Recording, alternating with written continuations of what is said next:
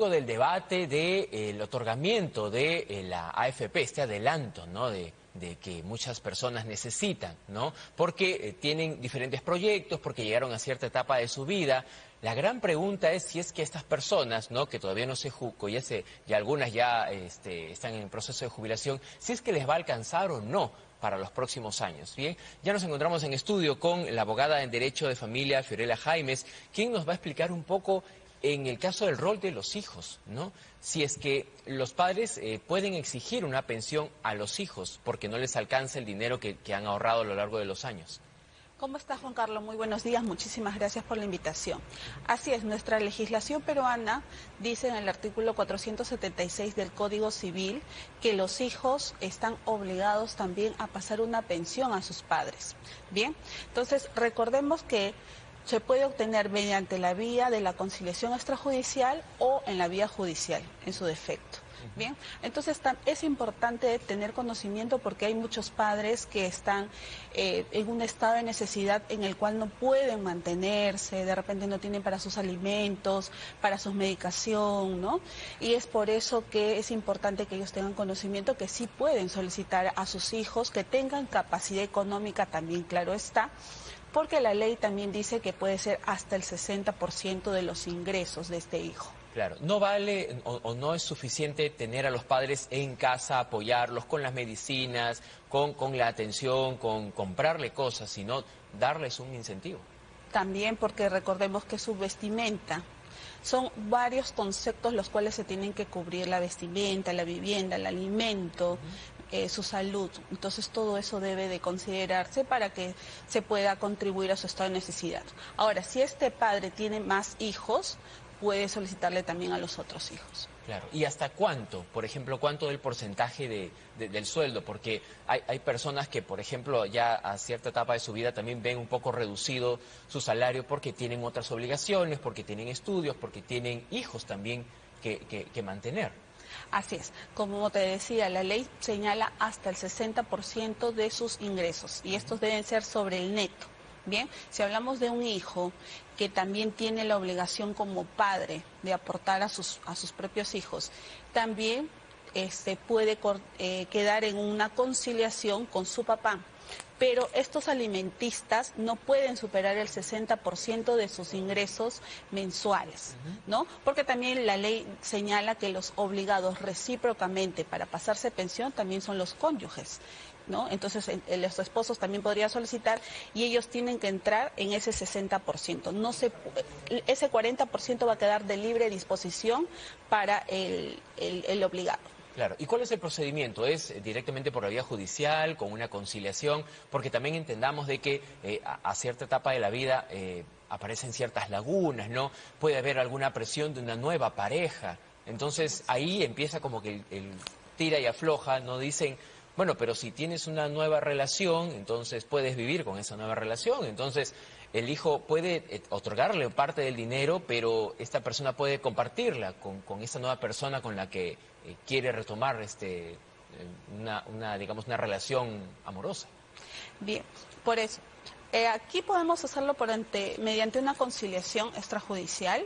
Llegan a los acuerdos y se fija el porcentaje, ¿no? Si es que hablamos de un hijo que tiene un trabajo estable, está en una planilla.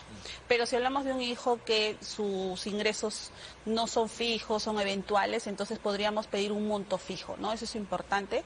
Y así ya hay una conciliación con el papá o la mamá. Claro, pero si son eventuales, es decir, si un mes gana tal porcentaje y el mes siguiente no gana eso, gana menos, entonces, ¿cómo podría ser un monto fijo si es que no le va a alcanzar a esta persona para sus propias necesidades? Claro, por ello es que debemos de tener en cuenta cuánto es la capacidad económica, un aproximado, en todo caso de forma anual, y con ello vamos a tener un monto mensual, para que así se pueda cumplir, ¿no?, con este padre que estaría dentro de la obligación recíproca.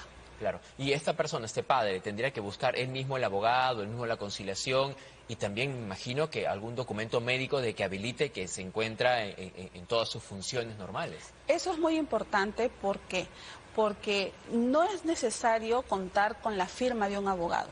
Es más, hay formularios en la página del Poder Judicial, los cuales los pueden imprimir y presentarlo de forma directa ante un juez de paz letrado. Ellos son los jueces competentes en los procesos de alimentos, ¿bien? Ahora, es importante, sí, adjuntar las boletas de gastos, evidenciar el estado de necesidad. De las medicinas, de todo, del costo del alquiler. Así es, ¿no? Todo ello hay que hacer un cuadro de gasto. Es importante un cuadro de gasto donde se puedan detallar esos conceptos, pero también hay que adjuntar la capacidad económica del obligado, o sea, de este hijo, ¿no? Su trabajo, hacer la búsqueda también en registros públicos, de repente cuenta también con propiedades, alquileres, otros ingresos, los cuales va a decir, sí, este hijo tiene capacidad y sí me puede apoyar, ¿no? Y contribuir con este estado de necesidad. No se puede desentender. Entonces, ¿no? Porque No. sería terrible de que los padres que han acompañado al hijo durante tantos años, le dieron estudio, comida, abrigo, etcétera, etcétera, ¿no? Que cuando ya pasen los años, simplemente lo dejen en el olvido. Pero Juan Carlos, es importante también tener en claro que hay padres que no contribuyeron con los hijos bien, nunca, o de repente estuvieron fuera y solamente lo reconocieron, claro. Y ahora que este hijo pues tiene una capacidad económica, de repente es un médico reconocido, tiene clínicas, bien, van a solicitar una pensión. Es que no existe esa excepción. Nuestra ley, ¿no? Nuestra legislación peruana no hay una excepción de que padre que no haya cumplido con un hijo no le corresponde pensión. Es decir, por ejemplo, no puede decir, no, nunca apareció, y ahora que se enteró que ya tengo un cargo importante, que soy médico, que soy abogado, entonces dice, ahora aparece porque quiere algo. Así es, entonces sí puede solicitar ese padre que nunca vio a este hijo, puede solicitar una pensión porque la ley lo faculta. Ok, y por ejemplo, en el caso de que la persona falleciera, ¿también se hace cargo de todos los gastos? Porque si no tiene un ingreso suficiente, ¿no? Se hace cargo, por ejemplo, de el sepelio y todos los trámites que tienen que realizar. En caso fallezca el padre o la madre, claro, sí, que eso ya queda responsabilidad de los hijos para poder cubrir estos gastos. Así es que no cuenta con un seguro, si no cuenta con un contrato, ¿no? De un lugar donde sí exista, pues, ¿no? Para que pueda ser enterrado, ¿no? Claro. Este padre o esta madre. ¿Cuánto tiempo demoraría la conciliación? Porque, por ejemplo, hay una propuesta del padre del padre de esta persona, ¿no? Y la persona le dice, no gano lo suficiente. ¿Hasta cuánto tiempo se puede ampliar? Bien, en el ámbito de la conciliación, si es de mutuo acuerdo, en el día se tiene el acta de conciliación y esta acta tiene carácter de sentencia judicial. Sin embargo, si es que no existe el acuerdo, lo que corresponde es la invitación. Y la ley señala que son 7 días para ser notificado. Una vez que se notifica, se señala la fecha de audiencia y ese día va a estar papá e hijo, ¿no? Y si no se logra llegar a un acuerdo, se puede reprogramar la audiencia. O en caso no asista a la primera citación, se va a extender hasta una segunda citación. Y si en caso no asiste a ninguna de las dos citaciones o no se llega a un acuerdo, se va a expedir un acta de no acuerdo y lo que ya correspondería es la vía judicial. Okay. ¿Y quién determina que el padre o la madre se encuentre en un estado de necesidad? ¿Hay una persona que constata eso o simplemente voy, reúno los documentos y me presento?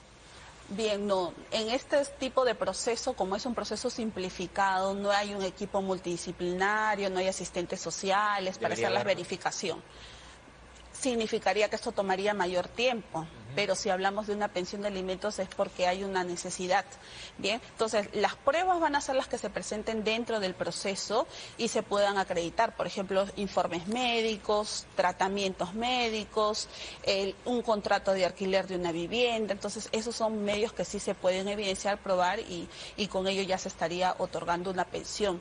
Asimismo también, Juan Carlos, es importante precisar de que se puede presentar una medida cautelar de asignación anticipada, es decir, este padre no tiene que esperar a una sentencia ni a una segunda instancia para poder ya gozar de una pensión. Desde que interpone la demanda de alimentos puede solicitar con medida cautelar y el juez provisional le va a dar una pensión hasta que tengamos ya una sentencia consentida. Ok. ¿Qué pasa, por ejemplo, si es que los padres tienen algún terreno, alguna propiedad y exigen una pensión? Porque tienen, como lo pueden alquilar también, pueden recibir. Sí, eso es muy importante tener en claro, ¿bien? Si existe un padre que percibe una pensión, que percibe alquileres, definitivamente no tiene un estado de necesidad. Por eso es que las demandas judiciales se trasladan al demandado, para que este demandado pueda contestar y decir, pero mi padre tiene alquileres, tiene terrenos, tiene una pensión, vehículos, bien, y entonces trabaja por ahí, tiene algún ingreso esporádico también. también, entonces ahí ya el juez al final va a decir que se declara improcedente la demanda porque no correspondería en vista que no existe el estado de necesidad. Claro, es doble gasto entonces de este padre de familia, ¿no? Que encima de que tiene sus ingresos, quiere un poco más. También, pero eso tenemos que decirlo ya dentro del proceso judicial para que así el magistrado pueda emitir un fallo a corte. Perfecto, muy bien, gracias. Gracias por aclararnos. Es la abogada en Derecho de Familia, Fiorella Jaimes, quien nos explica un poco si es que los hijos estamos obligados a entregarles algún dinero, ¿no?, a los padres para que puedan vivir mejor en los últimos años de su vida. Momento de una pausa comercial.